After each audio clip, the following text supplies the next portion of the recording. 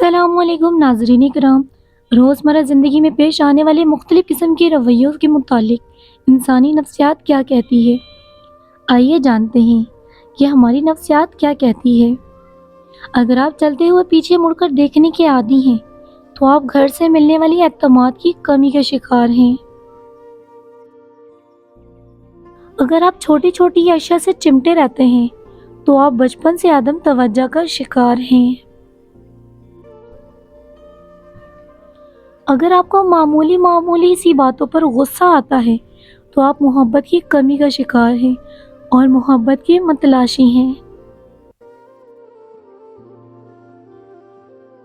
اگر آپ اس کے بارے میں بات کرتے ہیں جسے کبھی آپ پیار کرتے تھے تو اس کا مطلب ہے کہ آپ اب بھی اس سے پیار کرتے ہیں۔ اگر آپ بیٹھے بیٹھے ہاتھ پاؤں ہلاتے رہتے ہیں تو آپ ذہنی انتشار کا شکار ہیں۔ اگر آپ سیدھی لائن میں بآسانی نہیں چل سکتے تو یقین کیجیے آپ طلسماتی خرابی کا شکار ہیں۔ اگر ٹانگیں پیٹ کے ساتھ چمٹا کر سونا آپ کی عادت ہے تو آپ بچپن سے خوف اور عدم توجہ کا شکار ہیں۔ اگر آپ ناک میں انگلی ڈالنے کے عادی ہیں تو آپ کسی نفسیاتی الجھن کا شکار ہیں۔